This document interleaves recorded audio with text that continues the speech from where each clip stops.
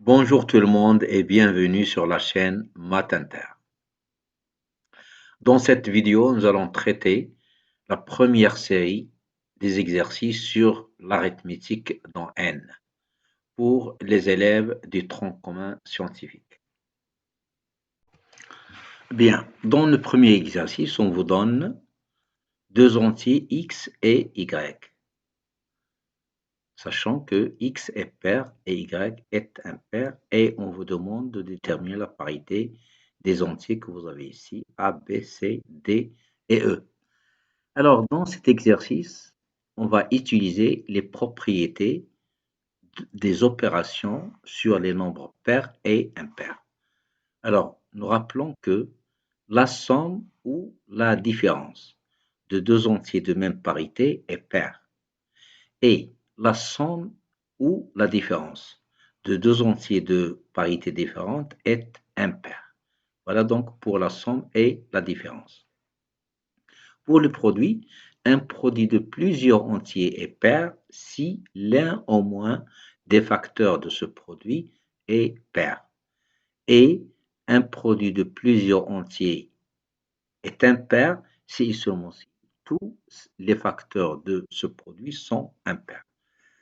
Donc, on va utiliser ces propriétés directement sans donner des justifications. On a déjà donné la justification dans le rappel, donc pour aller un peu plus vite.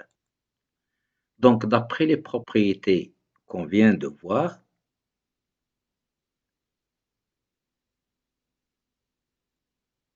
le A, il est donné sous forme d'une somme. X plus 132Y. X, par hypothèse, c'est pair. Et 132Y est pair car 132 est pair. Donc, d'une part, X est pair et 132Y est pair. Donc, la somme de ces deux entiers, pair et pair, même parité. Donc, la somme est pair, donc A est pair. Voilà pour le premier. Le deuxième, B égale 11X plus 7Y. C'est une somme aussi. On va voir en X, puisque X est pair, 11X est pair. Et ici, 7 est impair et Y est aussi impair. Donc, ce produit est impair. Donc, vous avez impair et ici pair. Parité différente. Donc, la somme est impaire. Donc, B est impair. C maintenant. Ici, vous avez la somme aussi, une somme. 9x d'une part, il est pair parce que x, par hypothèse, est pair. Donc, 9x est pair. Ici, 18y. 18 est pair. Donc, 18y est aussi pair. Donc, vous avez la somme de pair, pair. Donc, le nombre C est pair. Maintenant, pour D, ici, vous avez la somme de trois entiers. 37 est impair et x est pair. Donc, x puissance 5 fois 37 est pair. Parce que l'un des facteurs est pair, c'est x. Ici, donc, ça c'est pair. Y carré, puisque y est impair, donc y carré est impair. Alors ici, pair avec impair, ça donne une somme qui est impair. Donc tout ça est impair. Et puisque 2019 est impair, alors la somme, toute cette somme, c'est-à-dire D, est pair, parce que ce nombre est impair et celui-là est impair. Donc la somme est paire.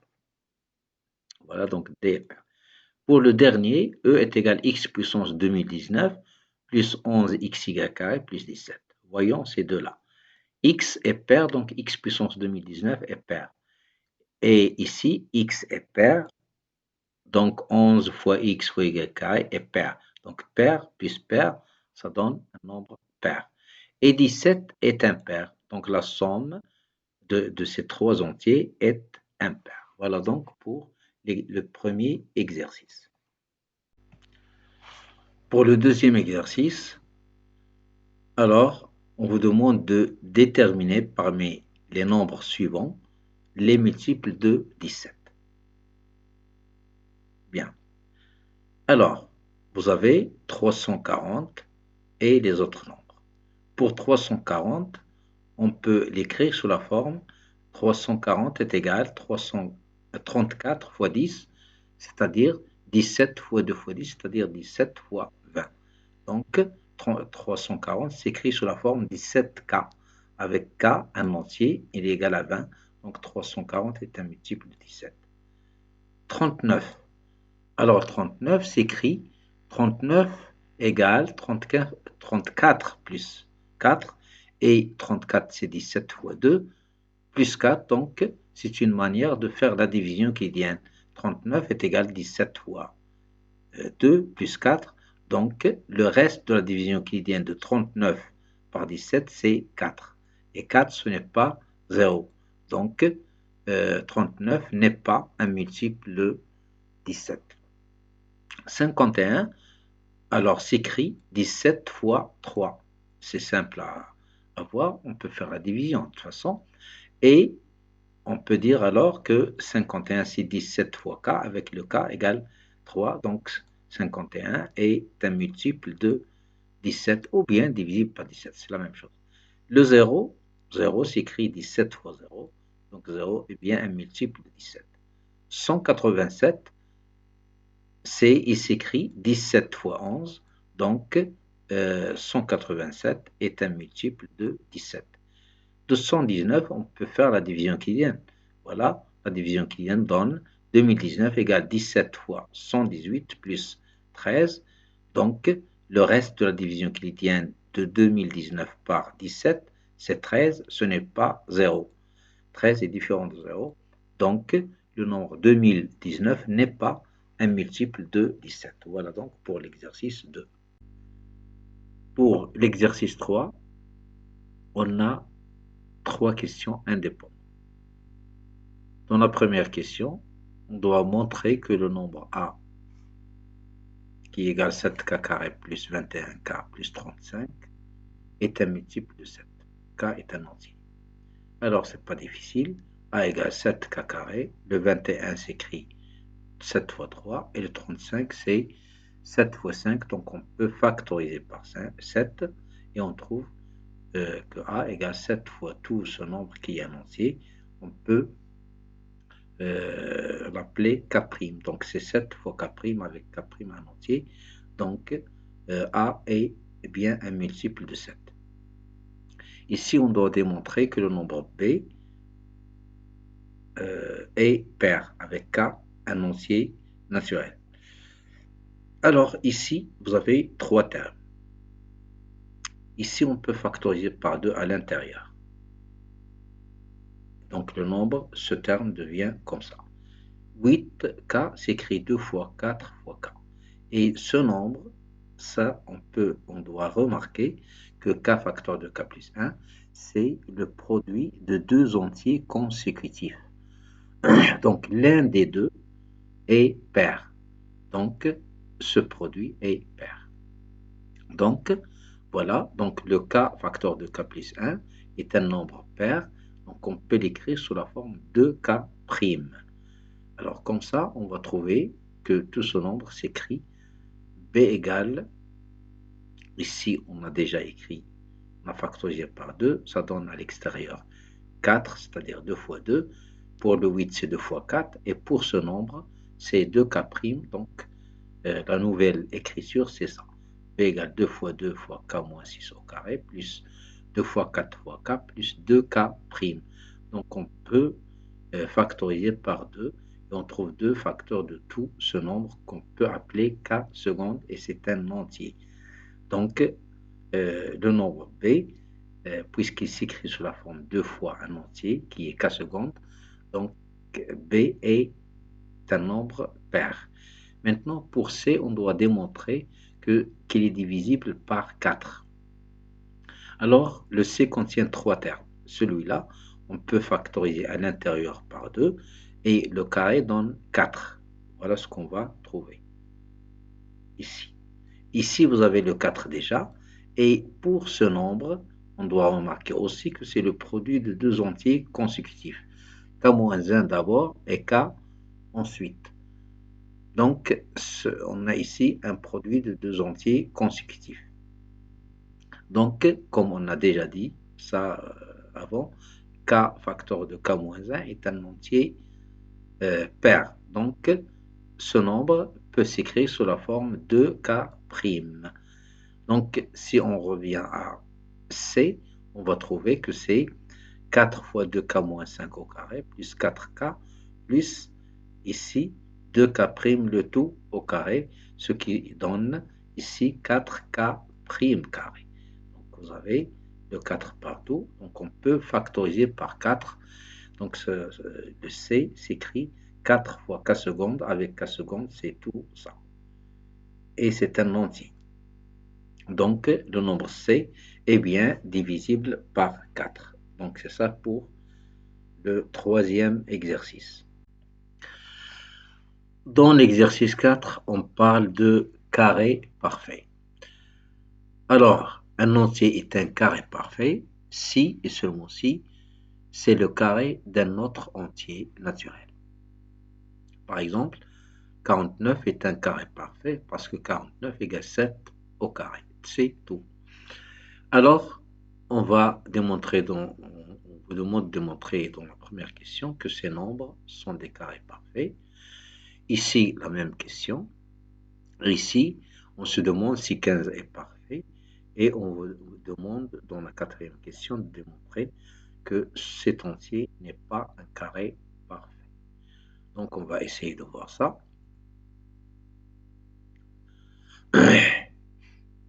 Bien.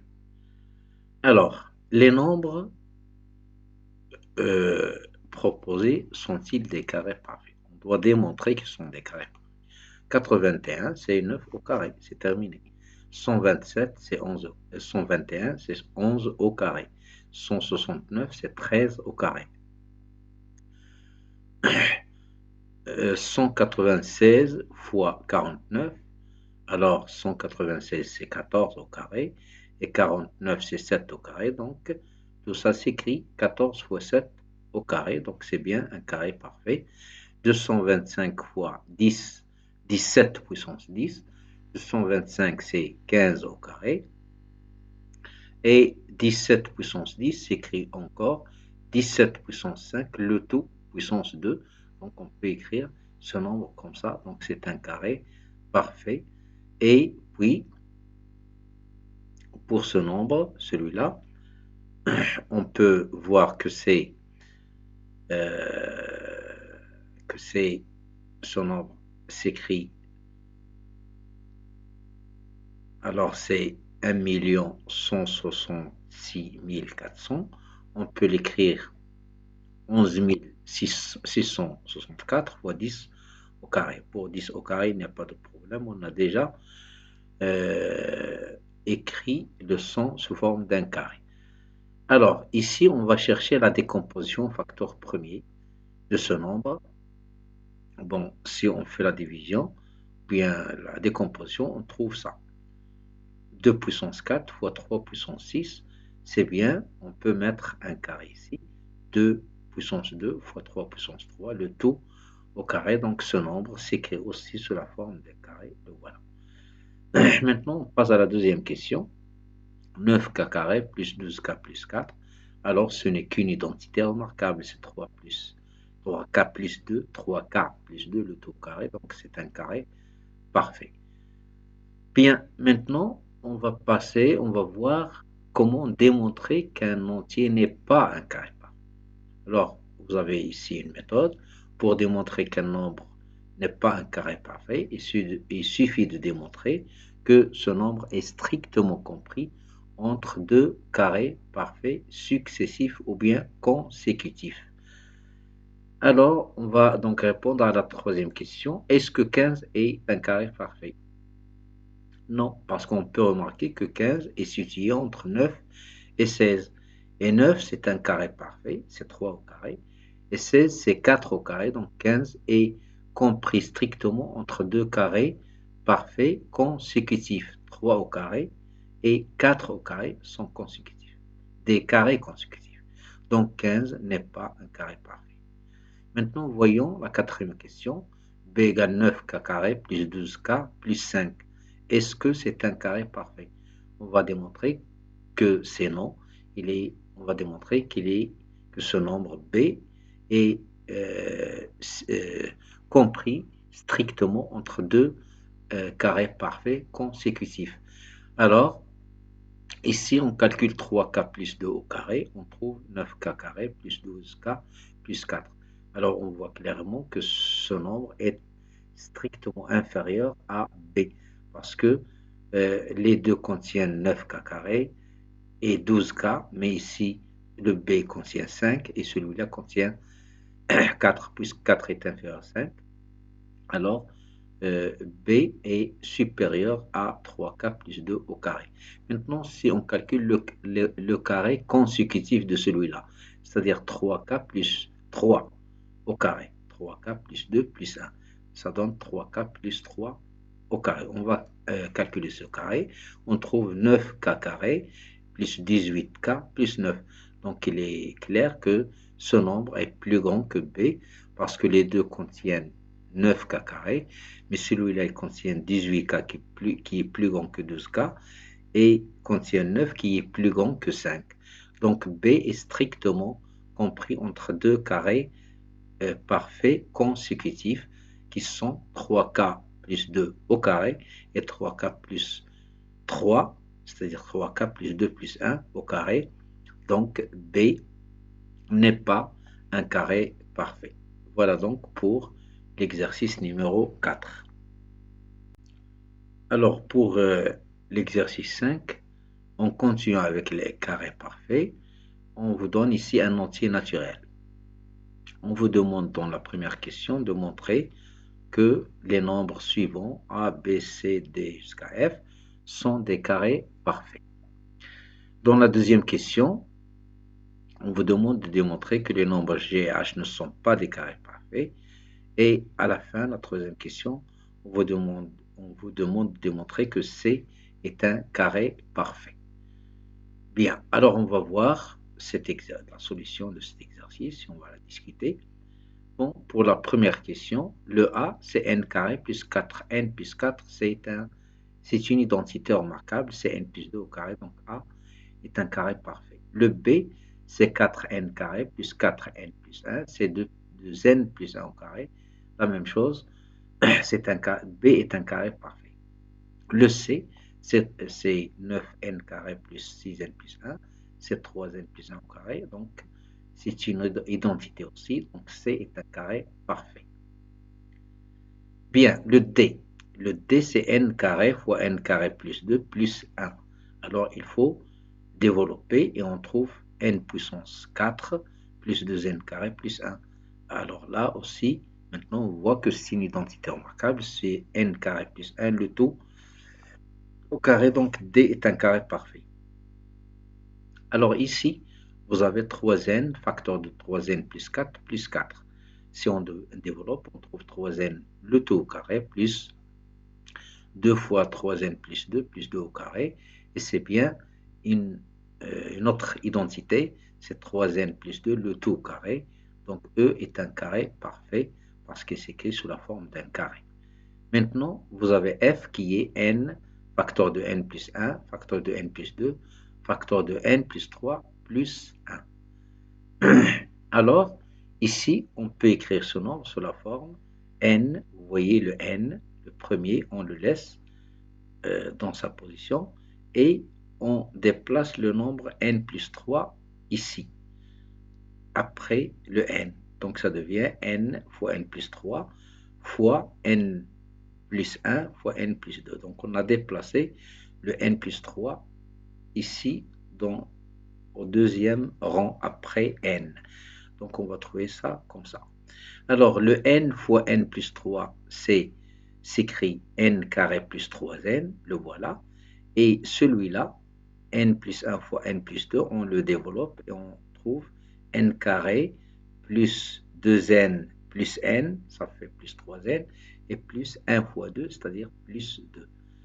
Voilà, plus 1. Donc maintenant, on voit que ici, vous avez n carré plus 3n, on le prend comme un seul nombre, entre parenthèses, c'est ça, et on le multiplie directement par l'autre élément qui, vous voyez que ici on a n carré plus 2n et ici on a n carré plus 2n, donc ça donne n carré plus 2n fois n carré plus 2n, ce qui donne n carré plus 2n au carré. Et puis le n carré plus 3n, on le multiplie directement par 2. On trouve 2 fois n carré plus 3n. Et le 1, il est toujours là. Donc, vous voyez qu'on a trouvé f égale n carré plus 3n au carré, plus 2 fois n carré plus 3n, plus 1. Et on peut remarquer que c'est une identité remarquable. Ce n'est que n carré plus 3n plus 1, le tout au carré. Donc, le f s'écrit sous forme d'un carré. Donc, c'est un carré parfait. Bien, on va montrer maintenant que les deux entiers g et h ne sont pas des carrés parfaits. Bien, donc prenons le g, g c'est n carré plus 4n plus 5. Bon, on le laisse et on calcule n plus 2 au carré. N plus 2 au carré, c'est n carré plus 4n plus 4. Alors, vous voyez que n plus 2 au carré, c'est un carré, et il est inférieur à g, parce que tous les deux contiennent n carré, tous les deux contiennent 4n, et g contient 5, et n plus 2 au carré contient 4. Donc, n plus 2 au carré est strictement inférieur à g.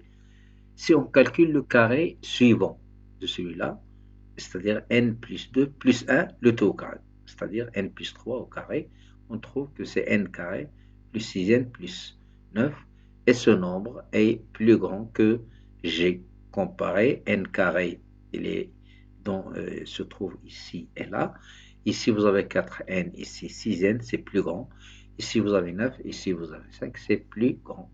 Donc, g est strictement compris entre deux carrés parfaits consécutifs qui sont n plus 2 au carré d'une part et n plus 3 au carré d'autre part. Donc G n'est pas un carré parfait. Le H maintenant. Le H c'est 4n carré plus 4n plus 3. Alors si on calcule l'identité de n plus 1 au carré, ça donne 4n carré plus 4n plus 1. Donc on voit qu'il est inférieur parce que les deux, le h et ce carré contiennent tous les deux 4n carré 4n. Celui-là, il contient 3, le h, et le carré, 2n plus 1 au carré, contient seulement 1. Donc puisque 1 est inférieur à 3, alors 2n plus 1 au carré est inférieur strictement à h. Si on calcule maintenant le carré suivant, le consécutif de celui-là, c'est-à-dire 2n plus 1 le tout au carré, c'est-à-dire 2n plus 2 le tout au carré, on trouve 4n carré plus 8n plus 4. Et on voit que cet élément est plus grand que celui-là, comparé 4n avec 8n et 3 avec 4. Donc h est compris strictement entre deux carrés parfaits consécutifs. Voilà, donc h n'est pas un carré parfait. Bien, la même chose pour le nombre k. Le k c'est 9n carré plus 6n plus 4. Si on calcule 3n plus 1 au carré, on trouve 9n carré plus 6n plus 1. Il est strictement inférieur à celui-là. On peut comparer. Et 3n plus 2 au carré égale 9n carré plus 12n plus 4. Et ce nombre, 3n plus 1 au carré est inférieur à k. Mais celui-là, 3n plus 2 au carré, est supérieur. Donc k est strictement compris entre 3n plus 1 au carré et 3n plus 2 au carré. Alors, puisque k est strictement compris entre deux carrés consécutifs, deux carrés parfaits consécutifs, donc lui n'est pas un carré parfait. Bien, alors là, on doit démontrer dans la troisième question que le nombre t, qui est égal à ça, est un carré parfait. Bien, le t, vous le voyez ici, n plus 2 fois n plus moins 3, plus 8 n carré, plus 7 fois n plus 1. Bien, alors on peut calculer ce produit, n plus 2 fois n moins 3, on trouve n carré moins n moins 6, parce que n fois n c'est n carré, et moins 3n plus 2n c'est moins n, et 2 fois moins 3 c'est moins 6. Voilà. Ici vous avez 8n carré, et ici 7n plus 1, on le développe, on trouve 7n plus 7. Bon, si on fait le calcul, on trouve ça, 9n carré plus 6n plus 1, et c'est bien une identité remarquable. Donc le t s'écrit sous forme d'un carré, d'un entier, donc c'est bien un carré parfait. Donc voilà pour l'exercice numéro 5. Bon, l'exercice 6 est un peu différent. Dans la première question, on vous demande de déterminer le chiffre des unités du nombre suivant. C'est celui-là, c'est-à-dire 286 429 puissance 2020. Très bien. Alors, ce nombre s'écrit de 286 429 au carré, le tout puissance 1010. Alors, le chiffre des unités de ce nombre, 286 429, c'est 9. Or, 9 fois 9 est égal à 81. Donc, le chiffre des unités de ce carré, c'est 1. D'accord? Et puis, pour ce nombre, le carré puissance 1010, on a dit que le chiffre des unités du carré qui se trouve à l'intérieur, c'est 1. Et comme 1 fois 1 égale à 1, alors le chiffre des unités de tout ce nombre, c'est 1. C'est-à-dire que le chiffre des unités du nombre proposé ici, c'est 1. Très bien. La deuxième question, on vous demande de calculer les carrés des chiffres. 0 au carré c'est 0, 1 au carré c'est 1, 2 au carré c'est 4, 3 au carré c'est 9, 4 au carré c'est 16, 5 au carré 25, 6 au carré c'est 36, 7 au carré c'est 49 et 8 au carré c'est 64 et enfin 9 au carré c'est 81. Alors ici on vous demande est-ce que ce nombre est un carré parfait? Alors on va démontrer ça par l'absurde. On va supposer que ce nombre est un carré parfait, c'est-à-dire qu'il existe un entier Q tel que ce nombre est égal à Q au carré. Alors euh, on va supposer que le chiffre des unités de Q, de grand Q, c'est le nombre petit p. Donc si le chiffre des unités de Q c'est petit p, alors le chiffre des unités de Q carré c'est p carré.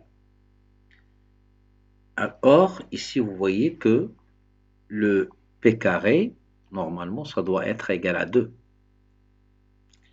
Or ici, vous voyez que si on calcule le carré de tous les chiffres possibles, de 0 jusqu'à 9, on ne trouve pas le nombre 2, c'est-à-dire qu'il n'y a pas de carré de chiffre qui est égal à 2. Ici, vous avez 0, ici 1, 4, 9, ici c'est 6, ici c'est 1, 4, 9, 6 et 5.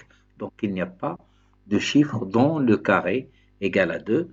Ça veut dire que cette supposition est fausse et ce nombre ne peut pas être un carré parfait parce que son chiffre des unités, c'est 2.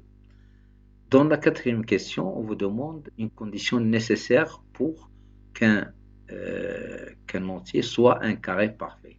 Bien sûr, on va utiliser le calcul qu'on a fait ici. Pour avoir un carré parfait, il faut que le chiffre des unités soit nécessairement 0, ou bien 1, ou bien 4, ou bien 9, ou bien 6, ou bien 5, ou bien 6, ou bien 9, ou bien 4, ou bien 1. Alors, bien sûr, il y a des nombres qui se répètent. Donc, on peut dire que pour avoir un carré parfait, une condition nécessaire, c'est que le nombre doit avoir comme chiffre des unités 0, ou bien 1, ou bien 4, ou bien 5, ou bien 6, ou bien 9. Maintenant, on se demande si cette condition nécessaire ici, est-ce qu'elle est suffisante? C'est-à-dire si cette condition est réalisée, est-ce qu'on peut dire que le nombre est un carré parfait? Alors ça, c'est faux, parce qu'on prend par exemple le 5. Le nombre 5 a pour chiffre des unités 5, c'est le nombre lui-même. Et le 5 figure dans cette liste. Et malgré ça, le nombre 5 n'est pas un carré parfait. Un autre exemple, 6. 6, ce nombre a pour chiffre des unités 6, c'est lui-même, et le 6 figure dans cette liste, et malgré ça, le 6 n'est pas un carré parfait. Donc la condition qu'on a citée ici est nécessaire, mais elle n'est pas suffisante. Voilà donc pour cette série. C'est la fin, c'est le dernier exercice. Alors, je vous remercie pour votre attention et à la prochaine vidéo.